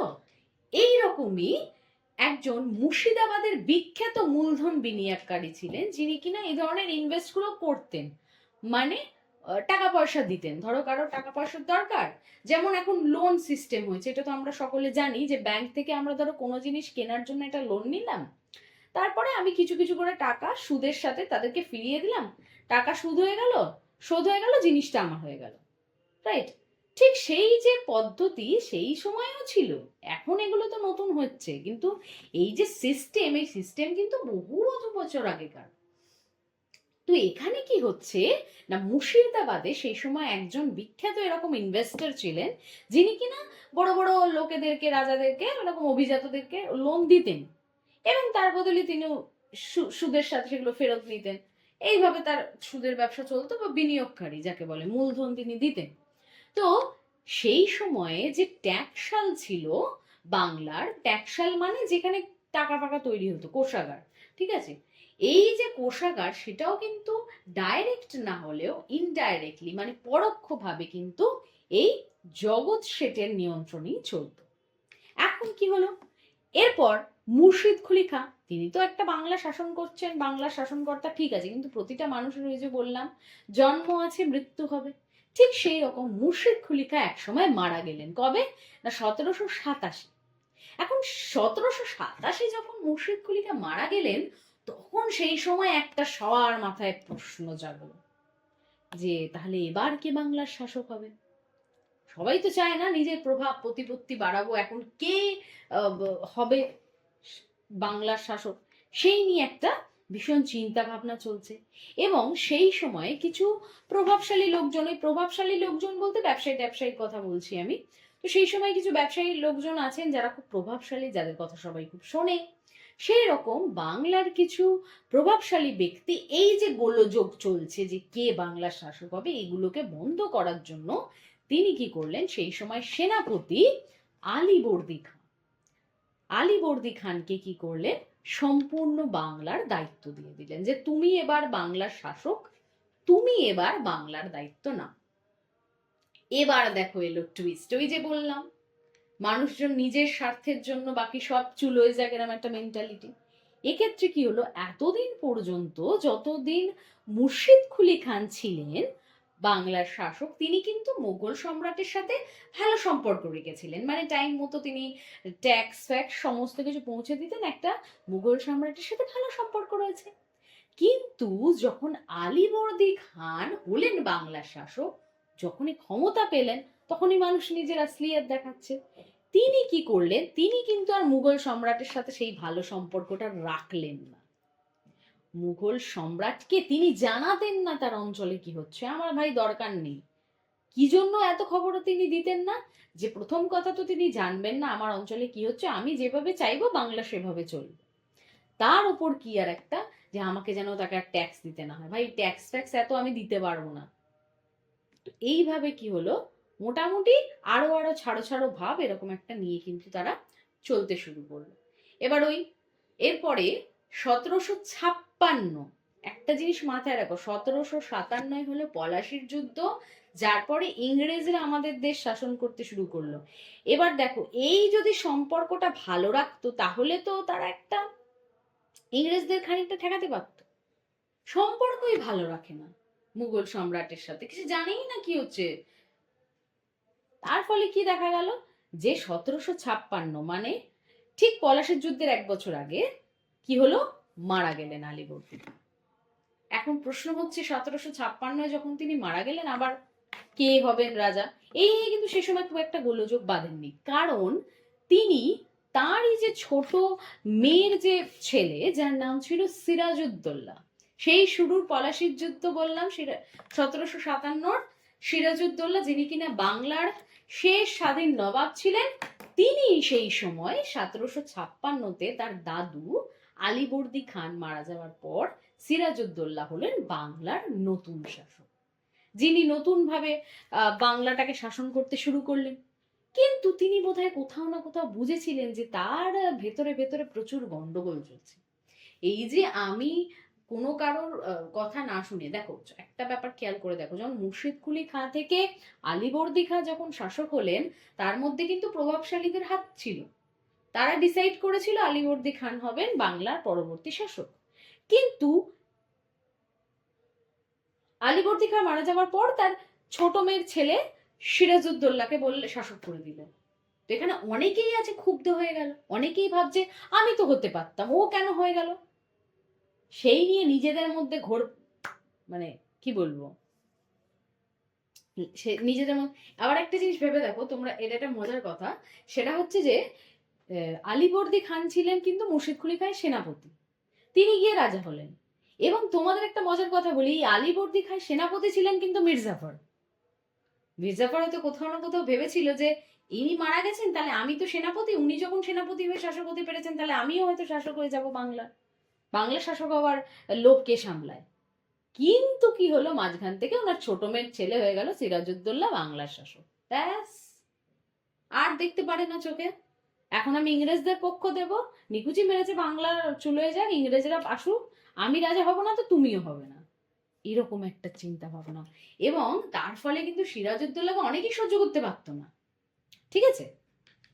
এবার হচ্ছে যে সিরাজউদ্দৌলা তিনি কি করলেন, ঠিকঠাক তো চলছে, কিন্তু তাদের সাথে আর ইংরেজদের, একে তো নিজেদের ঘরের মধ্যেই শত্রু, তার উপর বাইরে তো ইংরেজরা ঘুরছে। এই সময় কি হতো, ইংরেজরা নিজেদের ব্যবসা বাণিজ্য আরো গ্রো করার চেষ্টা করতো, যে আমরা আমাদের ব্যবসা বাড়াবো, ব্যবসা প্রতিপত্তি বাড়াবো, এই নিয়ে সিরাজউদ্দৌলার সাথে আর ইংরেজদের প্রায়শই ঝগড়া লেগে থাকতো। ইভেন আরো অনেক কারণ ছিল এদের মধ্যে কিন্তু ঝগড়া হওয়ার। তো ধীরে ধীরে দেখো, সিরাজউদ্দৌলা নিজের ঘরের লোককে সামলাতে পারছে না, ঘরের লোক প্রতারণা করছে, ঘরের লোক ভেবে যাচ্ছে যে কখন একে আমি এই গদি থেকে সরাবো, সেই নিয়ে এক চিন্তা। তার উপর দেখো ইংরেজদের সাথেও লেগে গেছে লড়াই, তাদের সাথেও নিত্য নৈমিত্তিক সংঘাত লেগে রয়েছে।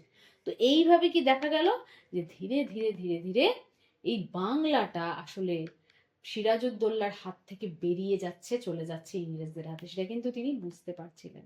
এবং ফাইনালি তো এটাই হলো, 1757 হলো পলাশির যুদ্ধ।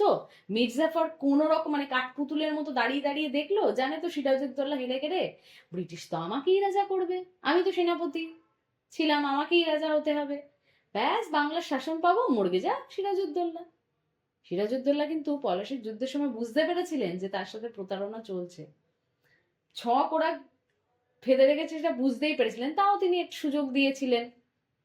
আলটিমেটলি মির্জাফর শুধুমাত্র কাঠের পুতুলের মতো দাঁড়িয়ে দাঁড়িয়ে দেখলো যে ইংরেজরা কিভাবে সিরাজউদ্দৌলাকে হারাচ্ছে, এবং ফাইনালি সিরাজউদ্দৌলা কিন্তু হারিয়ে গেছিলেন। এখানে একটা ছোট গল্প বলে রাখি, যে সিরাজউদ্দৌলাকে যখন পাওয়া গেছিল, ঠিক আছে, খোঁজ লাগিয়ে, মানে হেরে যাওয়ার পর তো উনি পালিয়ে যাচ্ছিলেন, তো যখন তার খোঁজ পাওয়া গেল, মির্জাফর নাকি তাকে কুচি কুচি করে কেটে হাতির পিঠে করে সারা শহর ঘুরিয়েছিল, মানে কতটা তার প্রতি ঘৃণা ছিল তাহলে বুঝতে পারছো।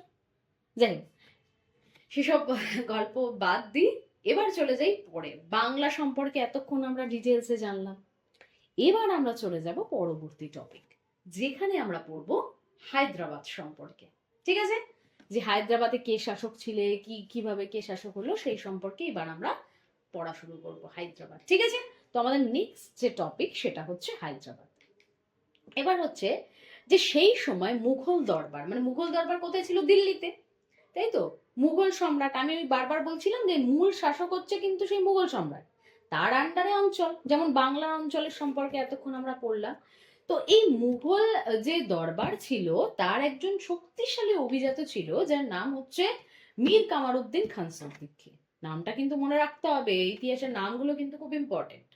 তো সেই সময় মুঘল দরবারের একজন শক্তিশালী অভিজাত ছিলেন মীর কামার উদ্দিন খান সিদ্দিকী। ঠিক আছে, এখন বিভিন্ন নবাব তাকে বিভিন্ন উপাধি দিয়েছিল। এখন উপাধিটা কি, উপাধি কি বা কেন দেওয়া হয়? কোনো একটা ভালো কাজ করলে তাকে উপাধি দেওয়া হতো, এবং উপাধি মানে হচ্ছে সেই সময়কার দিনে প্রমোশন, যেটাকে আমরা প্রমোশন বলি। পুলিশ প্রথমে এটা পরীক্ষা দিল, আইপিএস আরো উপরে উঠতে থাকে তো। হ্যাঁ, তো এই যে নবাবরা ছিলেন মানে সম্রাট, তারা কি করতেন, কেউ কিছু ভালো কাজ করলে তাকে একটা করে উপাধি দিতেন। তো এরকম অনেক নবাব ছিলেন যারা কিন্তু এই মীর কামারউদ্দিন খান সিদ্দিকীকে একজন করে উপাধি দিচ্ছিল, মানে প্রমোশন হচ্ছিল, তার তার পাওয়ার বাড়ছিল, অবশ্যই তার ভালো কাজের জন্য। যেরকম সম্রাট ঔরঙ্গজেব তাকে কিন্তু বলেছিলেন চীন কুলিজ খান। ঠিক আছে, এরপর সম্রাট ফারুক শের তাকে উপাধি দিলেন নিজাম উল মুলক, এবং সম্রাট মোহাম্মদ শাহ তাকে উপাধি দিয়েছিলেন আসফ শাহ। তার মানে একটাই মানুষ, উপাধিতে তার এতগুলো নাম হলো। ঠিক আছে, তো এগুলো কিন্তু মাথায় রাখতে হবে। আসফ ঝা যদি বলে যে আসফ ঝা কোথাকার শাসক ছিলেন, তো আসফ ঝা কে, এটা নিয়ে ভাবনায় পড়ার দরকার নেই। আসফ জাই কিন্তু মীর কামারউদ্দিন খান সিদ্দিকী। ঠিক আছে, এই কনসেপ্ট গুলো লিখে লিখে তোমাদের পড়তে হবে, তাই জন্য আমি গল্পের মতো বোঝাচ্ছি। তাহলে যিনি কিনা আসফ জাহ, তিনি কিন্তু আহ মীর কামার উদ্দিন খান সিদ্দিকী। ঠিক আছে, তো এই যে মীর কামার উদ্দিন খান সিদ্দিকী একের পর এক উপাধি নিয়ে যাচ্ছেন, তার ফলে কি হচ্ছে, তার পাওয়ার বাড়ছে। এবার ক্ষমতা যখন বাড়ছে, তো তিনি চেষ্টাই করবেন একটা দেশকে, একটা অঞ্চলকে শাসন করার জন্য। তো সেই সময় ইনি কি করলেন, হায়দ্রাবাদ, ঠিক আছে, হায়দ্রাবাদে তিনি কিন্তু নিজের একটা শাসন বা একটা রাজ্য প্রতিষ্ঠা করলেন, যে আমি হচ্ছে এখন থেকে হায়দ্রাবাদের প্রতিষ্ঠাতা, আমি এখানকার শাসক। এবং সেটা কত সালে হয়েছিল, 1724। নোট করো, 1724 সালে কিন্তু মীর কামারউদ্দিন খান সিদ্দিকী তিনি কি করলেন, হায়দ্রাবাদের সম্রাট বা শাসক হলেন। এখন এইটা ভেবে দেখো যে নিশ্চয়ই এনার আগে ওখানে একজন কেউ ছিল শাসক, তাকে হারিয়ে তবে না তিনি হয়েছেন। চলো ফ্ল্যাশব্যাকে যাই। এই হায়দ্রাবাদ রাজ্য প্রতিষ্ঠার আগে সেখানকার রাজা ছিলেন বা শাসক ছিলেন মুবারিস খান। কে ছিলেন, মুবারিস খান। তিনি এখানকার একজন স্বাধীন শাসক ছিলেন, নিজের মতো করে শাসন করতেন। তিনিও মুঘল সম্রাটদের সাথে সব যোগাযোগ রাখতেন না। ঠিক আছে, ও নিজের মতো শাসন করছে। যেমন ওই মুর্শিদ কুলিকা মারা যাওয়ার পরে আলীবর্দী খাঁ যেমন বাংলায় নিজের মতো শাসন করছিলেন, ঠিক সেরকম মুবারিস খান কি করছিলেন, নিজের মতো স্বশাসন চালাচ্ছিলেন। কোথায়, হায়দ্রাবাদে। এখন যেহেতু মীর কামারউদ্দিন খান সিদ্দিকী অনেক উপাধি পেয়েছেন, অনেক পোস্ট তার হাই হয়ে গেছে, তো সেই সময় তিনি কি করলেন, মানে আসফ ঝা, মাথায় রাখবে আসফ ঝাই কিন্তু মীর কামারউদ্দিন খান সিদ্দিকী, তিনি কি করলেন, 1723 সালে মুবারিস খানের সাথে যুদ্ধ করে দিলেন। দেখো, যেহেতু যদি মুবারিস খানের সাথে মুঘল সম্রাটের একটা ক্লোজ রিলেশন থাকতো, তাহলে হয়তো নাও হতে পারতো ব্যাপারটা। কিন্তু মুবারিস খান ওই নিজের দেশ শাসন করব, ট্যাক্স দেবো না, এই করার জন্য তো সে মুঘল সম্রাটের সাথে ভালো সম্পর্কই রাখলো না। এখন মুঘল সম্রাটের সাথে যখন তার সম্পর্ক ভালোই নেই, এই সুযোগে কেউ আটকাতে আসবে না। এবং এদিকে আসফ ঝা অনেক উপাধি পাচ্ছে, তার পোস্ট হাই হচ্ছে, সে কি করলো, বাবলো হায়দ্রাবাদটা আমি শাসন করব। এবং সে কি করলো, 1723 সালে যুদ্ধ করে ফেললো, মুবারিস খানের সঙ্গে যুদ্ধ করলো এবং তাকে অবভিয়াসলি হারিয়ে দিল। হারিয়ে দেওয়ার পর কি হলো, এরপরেই কিন্তু 1724-এ, মানে 23-এ যুদ্ধ হলো, 1 বছর ধরে চললো, 1724-এ তিনি নিজেই হায়দ্রাবাদের নিজের রাজ্য প্রতিষ্ঠা করলেন। তিনি সেখানকার শাসক হয়ে উঠলেন, ধীরে ধীরে তিনি সেখানকার শাসন চালাতে লাগলেন। ঠিক আছে, এবং 1740, ঠিক আছে, 1740 খ্রিস্টাব্দ থেকে নিজামের শাসকের স্বাধীন হায়দ্রাবাদ রাজ্য কিন্তু আত্মপ্রকাশ করলো, যে হায়দ্রাবাদ এখন স্বাধীন একটা রাজ্য, এইভাবে কিন্তু নিজেকে আত্মপ্রকাশ করতে শুরু করেছিল। তো ফাইনালি যখন হায়দ্রাবাদ রাজ্যে তিনি তার নিজের আধিপত্য প্রতিষ্ঠা করলেন, তিনি কিন্তু এই হায়দ্রাবাদ রাজ্যে নিজের কর্তৃত্ব প্রকাশ করার সাথে সাথে সরাসরি তিনি ডিটেচ হয়ে যাননি। ঠিক আছে, মানে আসফ ঝা মুঘল সাম্রাজ্যের আন্ডারেই কিন্তু কাজ করতে শুরু করলেন। তিনি কিন্তু তার থেকে আলাদা হওয়ার কথা ভাবেননি। ইভেন হায়দ্রাবাদে যে মুদ্রাগুলো তখন চলতো সেটাও কিন্তু চলতো ওই মুঘল সম্রাটের নামে। ঠিক আছে, এবং ধীরে ধীরে কি করলেন, তিনি হায়দ্রাবাদের শাসক হয়ে উঠতে শুরু করলেন এবং তিনি স্বাধীনভাবে নিজের কাজকর্ম করতেন। ঠিক আছে, তবে তিনি কি করতেন, নিজের কাঠামোটাকে নিজেই গড়ে তুলেছিলেন। ঠিক আছে, এবার এই সময় কিছু জিনিস ফলস হতে শুরু করলো, ভাঙতে শুরু করলো। যেমন আমি তোমাদের আগের জায়গিরদার ব্যবস্থা বোঝাতে গিয়ে বা মনসাবদার ব্যবস্থা বোঝাতে গিয়ে এটা বলেছিলাম যে সেটা কিন্তু বংশানুক্রমিক মোটেই ছিল না। সেটা ছিল যে ভালো কাজ করবো তাকে রাখবো, তার না হলে হাঁটিয়ে দেবো, এরকম একটা কনসেপ্ট ছিল। কিন্তু যখন হায়দ্রাবাদে উনি রাজা হলেন বা নিজাম হলেন যখন, তখন কি দেখা গেল যে এই যে জায়গিরদার ব্যবস্থা সেটা কিন্তু বংশানুক্রমিক হয়ে পড়েছে।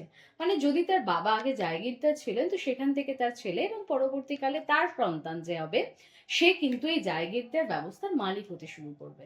তার মানে এটা তো ব্রেক। এটার ফলে কি হলো দেখো, যে আমি জানি আমার ছেলে জায়গির হবে, তার ছেলে জায়গির হবে, আমরা বংশানুক্রমিক ভাবেই পাওয়ারফুল থাকবো। এটা জানার পর মানুষের মধ্যে কিন্তু অনেক বেশি স্বার্থপরতা চলে আসে। এবার চলে যাব আমরা সরাসরি অযোধ্যায়। মানে এতক্ষণ ধরে আমরা বাংলা পড়লাম, হায়দ্রাবাদ পড়লাম, এবার আমরা চলে যাব কিন্তু অযোধ্যায়। কেমন? সেক্ষেত্রে দেখো, অযোধ্যায় 1722 খ্রিস্টাব্দে সাদাত খানের নেতৃত্বে কিন্তু এই যে অযোধ্যা একটা আঞ্চলিক শক্তি হিসেবে গড়ে উঠেছিল এবং তা ছিল কিন্তু স্বশাসিত। অর্থাৎ অযোধ্যাকে সাদাত খান নিজেই শাসন করতেন এবং নিজেই ছিলেন এখানকার কর্তা, এরম একটা তিনি মান রাখতেন। অর্থাৎ তিনি নিজের অঞ্চল নিজেই শাসন করতেন, ওই মুঘল সম্রাটদের ওপর অত ভরসা করতেন না, তাদের সাথে অত খোঁজ খবরও রাখতেন না। কিন্তু যেহেতু তিনি মুঘল সম্রাটের আন্ডারে আছেন তাই সেটাকে সরাসরি অস্বীকারও করতে পারতেন না। এবং কি দেখা গেল, প্রথমত সাদাত খানকে একটা সম্রাট মোহাম্মদ শাহ একটা কাজ করতে বললেন। কি কারণ সেই সময় যেহেতু নিজেদের স্থানীয় অঞ্চল কে শাসন করবে কে শাসন করবে এই নিয়ে না প্রচুর ঝামেলা লেগে থাকতো। এবার যত ঝামেলা লাগবে তত তো সামরিক শক্তি এবং সব দিক থেকে তারা দুর্বল হয়ে যাবে। এইটা কম করার জন্য মুঘল সম্রাট সাদাত খানকে বললেন যে তোমাকে একটা কাজ করতে হবে।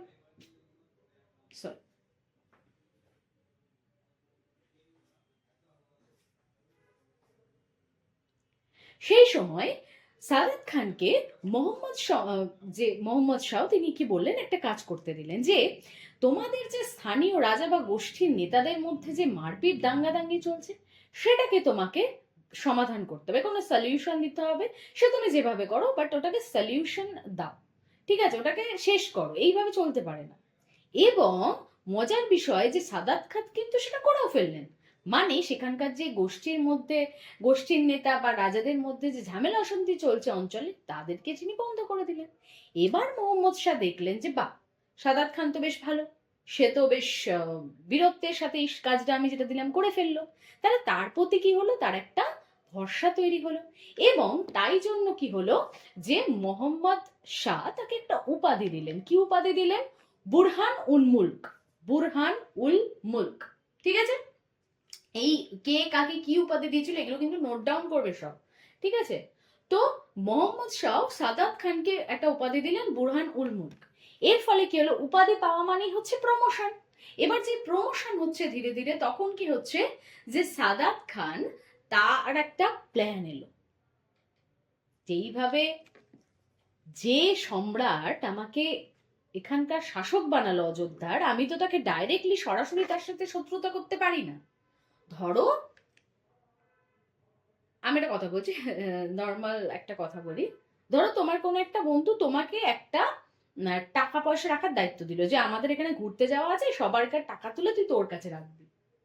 ঠিক আছে, কিন্তু তুমি ভেবে দেখলে ওই টাকাটা আমি নেব। আমি জাস্ট বোঝানোর জন্য কনসেপ্টটা ক্লিয়ার করছি, এগুলো কিন্তু তোমরা করতে যাও না প্লিজ।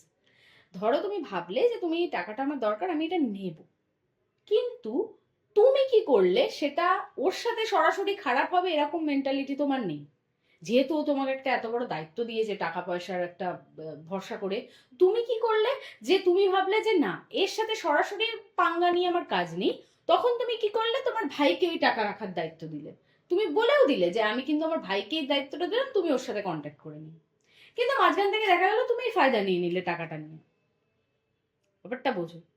এই কনসেপ্টটাই হলো এখানে। সাদাত খান তিনি একটা প্ল্যান করলেন যে এইভাবে তো আমি যদি সরাসরি এখন ওরা আমাকে শাসক বানাচ্ছে অযোধ্যার, আর আমি যদি ওদের সাথে বেইমানি করে দিই, পুরোপুরি ওদের থেকে কাট অফ হয়ে যাই, পুরো ছেড়ে বাদ দিয়ে আমি যদি নিজের মতো স্বশাসন প্রতিষ্ঠা করি, তাহলে তো সেটা ভালো দেখায় না। তারাই আমাকে এখানকার শাসক বানিয়েছে। তো তিনি তখন কি প্ল্যান করলেন যে তার যে জামাই রয়েছে সফদরজং, তাকে প্রশাসক হিসেবে নিযুক্ত করে দিলেন যে ঠিক আছে আমি থাকছি না, আমি ওসব পারবো না, আমার জামাই সফদর খান খুব ভালো, ওকে তুমি রাখো, ও হচ্ছে এখন থেকে অযোধ্যার শাসক, মানে ও যা বলবে তাই হবে। কিন্তু ভেতরে ভেতরে তুমি যেটা বলছো সেটাই হচ্ছে, সফদর খান তাই করছে, কিন্তু তবুও মুখ মুখ হিসেবে রাখা হলো সফদর খানকে, যে ও হচ্ছে এখানকার এখন যদি মুঘল সাম্রাজ্যের সাথে আমাদের সম্পর্ক খারাপ হয় বা না থাকে, তার দায়িত্ব কিন্তু সফদরের, কিন্তু প্ল্যানটা কিন্তু তোমার। বুঝা গেছে? এইবার এইভাবে কি হলো যে তিনি এই প্ল্যানটা কষে কি করলেন, ধীরে ধীরে মুঘল সাম্রাজ্যের সাথে একটা দূরত্ব তৈরি করলেন। কি জন্য? যাতে কি হচ্ছে না হচ্ছে অযোধ্যায় সেই খবর যেন দিল্লি পর্যন্ত না পৌঁছয়, এবং আমাকে যেন ট্যাক্সও দিতে হয় না, ট্যাক্সের হাত থেকেও আমাকে দিতে হবে না, সেই খবরও বেঁচে যাবে, টাকাও বাঁচলো, পুরো শাসকও আমার হয়ে গেল, আমার সাথেই চলছে, খালি মুখটা রইলো আমার জামাই সফদর খানের, সফদরজং। তো এই হলো প্ল্যান।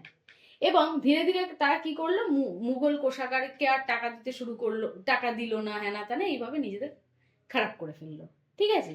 এবং সেই সময় তিনি কয়েকজন লোক, মানে বলতে পারো হিন্দু, মুসলিম এবং আফগান, তাদেরকে নিয়ে একটা শাসক গোষ্ঠী, একটা একটা হাউস তৈরি করলো যে আমার এখানে তোমরা সবাই এর আন্ডারে থাকো, তোমরা আমার শাসন গোষ্ঠী, তোমরা আমাকে শাসন করতে হেল্প করবে অযোধ্যায়। কারণ দেখো আলটিমেটলি প্রয়োজন হলে তো তোমাকে হেল্প নিতেই হবে কারণ না কারো। তুমি আগে থেকেই একটা গোষ্ঠী বানিয়ে রাখি যাদেরকে আমি বলেই রাখবো যে হ্যাঁ তোমরাই আমার শাসন গোষ্ঠী, এই সেই। এবং এখানে কিন্তু হিন্দুদের সংখ্যা সব থেকে বেশি ছিল। ঠিক আছে? তবে পুরোপুরি কিন্তু তিনি মুঘল দরবারের সাথে কাটছাট করেননি, কারণ ওই যে বললাম তিনি নিজে তো খারাপ হননি। প্রয়োজন হলে তিনি মুঘল সম্রাটদের থেকেও সুবিধা নিয়ে নেবে, কারণ তার জামাইকে তো প্রশাসক হিসেবে রেখেছে। ব্যাপারটা বুঝতে পারলে? তার মানে সব দিক থেকে সে কিন্তু প্ল্যান কষে এই কাজগুলো করছিল। শেষ পর্যন্ত 1740 সালে তিনি মারা গেলেন, এবং তারপরে কিন্তু তখনও কিন্তু স্বাধীনভাবেই রাজনৈতিক ব্যবস্থা চলছিল, এবং এরপর কিছু বছর পরে 1754-তে তার যে জামাই ছিলেন, যার নাম হচ্ছে সফদরজং, তিনিও কিন্তু মারা গেলেন। এই সময় অযোধ্যার নবাব হলেন কিন্তু তার ছেলে সুজাউদ্দৌলা।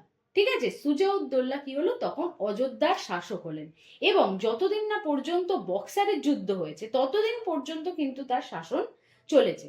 1764-তে হয়েছিল বক্সারের যুদ্ধ, আর এই বক্সারের যুদ্ধ হওয়ার আগে পর্যন্ত কিন্তু এই যে সুজাউদ্দৌলা, তার শাসন কিন্তু ছিল অযোধ্যায়, তিনি কিন্তু স্বাধীন শাসক হিসেবে সেখানে কাজকর্ম করেছেন।